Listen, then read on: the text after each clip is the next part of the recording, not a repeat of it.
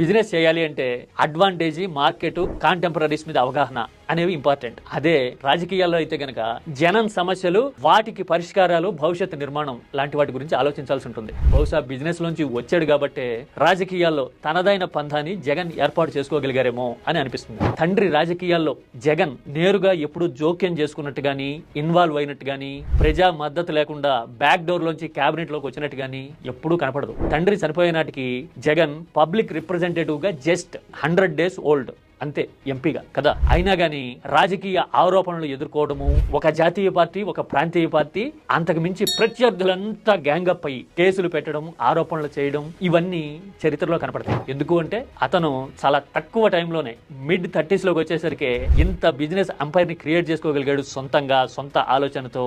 అలాంటి వాడు రాజకీయాల్లోకి వచ్చాడు అంటే మన స్టేక్స్ అన్ని గల్లంతవుతాయి, మనకి ఫ్యూచర్ లేకుండా చేసేస్తాడేమో అనే భయంతో ముందుగానే బండలేసే ప్రయత్నాలు ఇవన్నీ అని అనిపిస్తాయి మనకి. అంటే భవిష్యత్తులో మనకి సవాల్ అవుతాడేమో కుర్రాడు కాబట్టి సింగల్ చేసి మనం అందరం మూకుమ్మడిగా దాడి చేసి క్లోజ్ చేసేద్దాం ఫైల్ అనుకునే ధోరణి వల్ల ఇదంతా జరిగిందేమో అని ఆ పాస్ట్ రికార్డ్ అండ్ క్రెడెన్షియల్స్ తెలిస్తే మనకు అనిపిస్తుంది. ఆ తర్వాత గత 15-17 ఏళ్లుగా జరిగిన పరిణామాలన్నీ చూస్తే గనక ఎస్ నిజమే అని కూడా చాలా మందికి అనిపిస్తుంది. ఎందుకంటే జగన్ మిగతా వాళ్ళకంటే భిన్నంగా తన చుట్టూ ఉన్న వాళ్ళకంటే వైబ్రెంట్ గా ఆలోచించడమే కాదు, వరల్డ్ క్లాస్ సిస్టమ్స్ ని ఎట్లా క్రియేట్ చేయొచ్చు, ప్రజలకి ఉపయోగపడేలాగా క్షేత్ర స్థాయిలో ఫెసిలిటీస్ ని క్రియేట్ చేసి సెల్ఫ్ సస్టైనబిలిటీ ఎలాగా సాధించవచ్చు అనేది తనదైన పంథాలో ఆలోచించడమే కాదు నిరూపించాడు ఒక 5 ఏళ్ల పాటు. ప్రత్యర్థులందరూ ఏకమై ఇలా ఎన్ని హర్డిల్స్ క్రియేట్ చేసినా వాటన్నిటిని ఫేస్ చేయడమే కాదు, పబ్లిక్ లైఫ్ లోకి వచ్చి తను అనుకున్న లక్ష్యాల్ని సాధించడమే కాదు, పరిపాలనలోనూ తనదైన పంథాని జగన్ ఎస్టాబ్లిష్ చేసేందుకు ట్రై చేశారు. జగన్ తో పోటీ పడాలనుకునే వాళ్ళైతే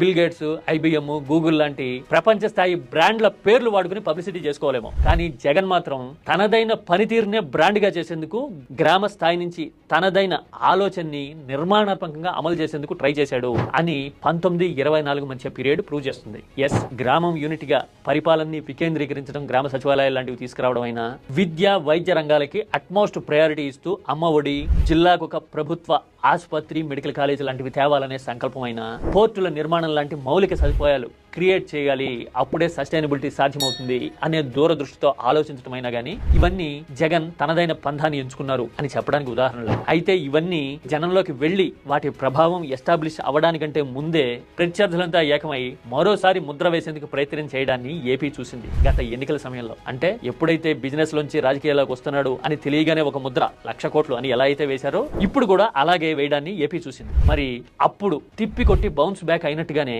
ఇప్పుడు కూడా రాజకీయాల్లో జగన్ ప్రత్యర్థులందరినీ బీట్ చేసి మళ్ళీ బౌన్స్ బ్యాక్ అవుతారా